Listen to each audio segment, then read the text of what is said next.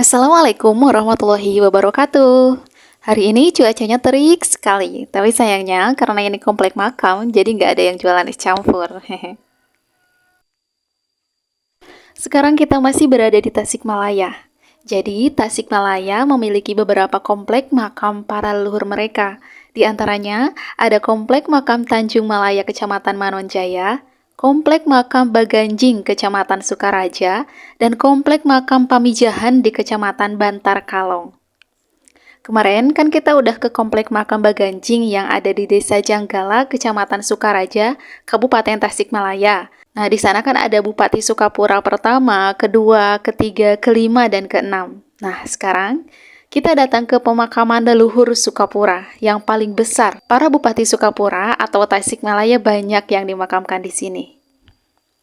Bahkan keturunan-keturunan kerajaan Sukapura dan kerabatnya pun dimakamkan di sini. Lihat deh, di depan ini ada makam yang masih baru. Menurut juru kunci, makam ini baru 10 harian. Dan beliau berasal dari Jakarta. Karena masih keturunan Sukapura, jadi dimakamkan bersama buyut-buyutnya di sini. Kita datang ke makam bukan untuk meminta apa-apa ya. Kalau minta cukup sama Tuhan aja. Kita datang ke sini untuk nyukcruk galur kalau dalam bahasa Sunda, yang artinya napak tilas dalam bahasa Indonesia. Kalau kita kenal dengan nenek moyang yang sudah mewariskan segala hal, kita bisa menghormati mereka dengan layak dan meneladani sikap-sikap positif leluhur kita.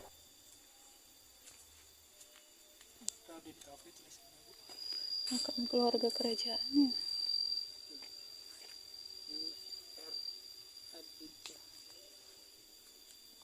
Perlu kamu tahu bahwa pemerintahan Sukapura itu terbagi menjadi 3 periode. Periode pertama adalah periode Sukapura dari tahun 1632 hingga tahun 1628. Yang kedua adalah periode Manunjaya dari tahun 1829 hingga tahun 1901. Dan terakhir adalah periode Tasikmalaya dari tahun 1901 hingga sekarang.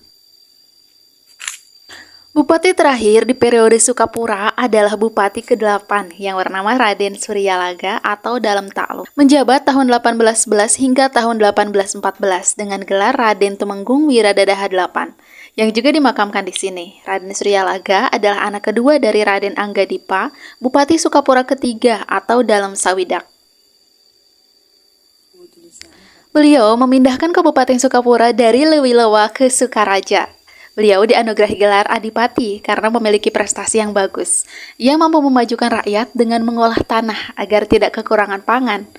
Tetapi sempat berselisih dengan Belanda karena enggan menanam pohon tarum atau pohon nila.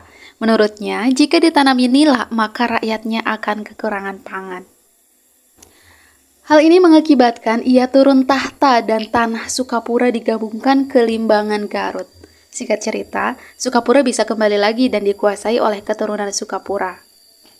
Di Tanjung Malaya ini juga ada makam Raden Tumenggung Danuningrat yang masa pemerintahannya tidak lama karena beliau meninggal dunia.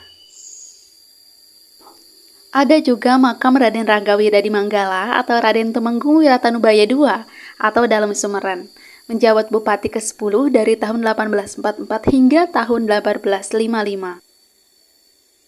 Selanjutnya ada makam Raden Wiradereja atau Raden Adipati Wiradegdaha atau dalam Bogor yang merupakan Bupati ke-11. Pada masa pemerintahannya, ia memberlakukan pajak tanah. Karena itu, pembangunan menjadi semakin maju dan sejahtera. Hasil-hasil yang dicapainya sampai dicatat dalam isi sejarah Sukapura oleh Raden Kartinegara alias Raden Abdullah Saleh. Namun, ada yang tidak suka dengan peraturan pajak yang diberlakukan oleh beliau, sehingga ia diberhentikan dengan hormat dan tidak diperkenankan untuk tinggal di tempat kelahirannya, tetapi ditempatkan di Bogor dan diberi dana pensiunan. Itulah kenapa beliau dijuluki Dalam Bogor. Tahun 1908, Dalam Bogor diperbolehkan masuk kembali ke Manonjaya dan wafat serta dimakamkan di Tanjung Malaya. Silsilah keturunan Sukapura Tasikmalaya bisa kamu lihat di sini. Silsilah keturunan ini dimulai dari Kerajaan Sukapura Tasikmalaya. Apakah kamu juga termasuk keturunan Wiradadaha Raja Sikapura? Komen di kolom komentar yuk. Di makam Tanjung Malaya ini ada juga makam Dalam Bintang atau Raden Demang Danukusuma atau Raden Adipati Wirahadiningrat, Bupati ke-12. Ia mendapatkan banyak penghargaan, diantaranya penghargaan bintang, sehingga ia dijuluki dengan nama Dalem Bintang. Sifatnya yang rajin, sabar, adil, bijaksana, dan terkenal sebagai bupati yang baik hati. Di Tanjung Malaya juga dimakamkan Bupati ke-13 yang bernama Raden Danuningrat atau Raden Tumenggung Prawira Hadiningrat atau Dalem Arya. Ia memindahkan pusat pemerintahan dari Manonjaya ke Tasikmalaya. Salah satu bupati Sukapura bernama Raden Tumenggung Arya Sunaria. Ia terkenal sebagai ahli seni Sunda akhir abad ke-19 di Jawa Barat.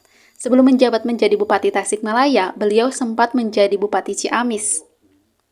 Beliau mendapat pendidikan tinggi di beberapa sekolah. Ia mendapatkan undangan juga untuk ke luar negeri, dan di sana ia banyak melihat pertunjukan-pertunjukan di Eropa yang kemudian diimplementasikan dalam seni Sunda dengan mengambil cerita kearifan lokal, lutung kasarung, dan lain-lain.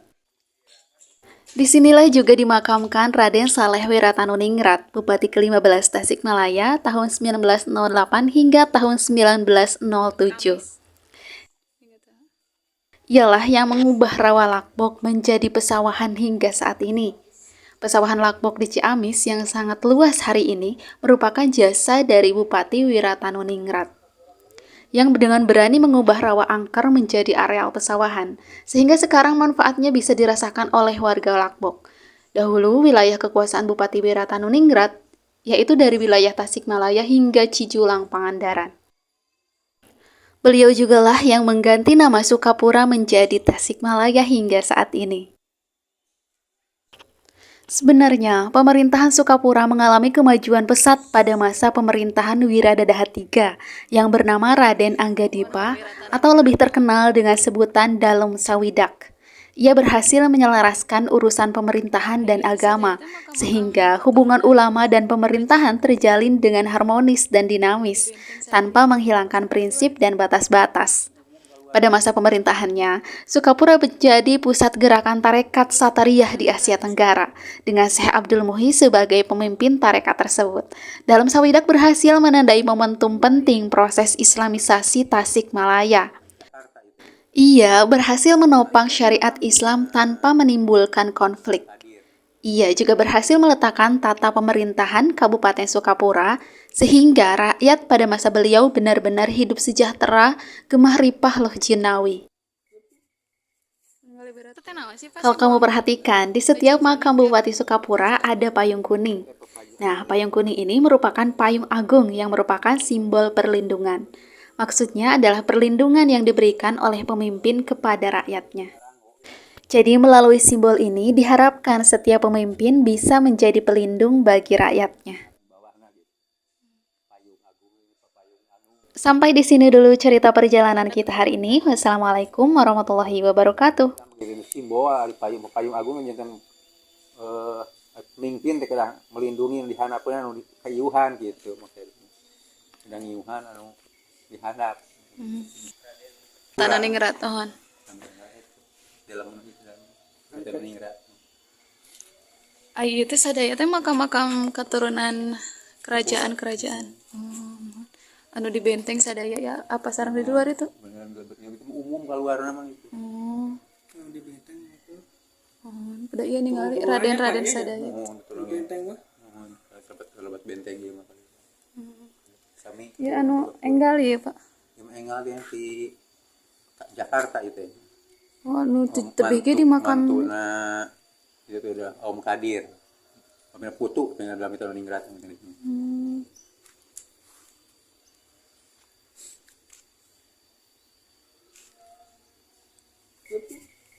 Ningali berat teh naon sih Pak simbolna? Pajeng koneng tiap makam sok aya pajeng konengan. Eta pepajangan teh enten pepayung agung nama teh pepayung agung jadi melindungi di bawahna tuh. Nu iku eta nama dasar di Aranggo itu. Ya, melindungi gitu payung teh kan melindungi di sana di bawahna gitu. Payung agung ini pepayung agung payung. Tanda kehormatan gitu.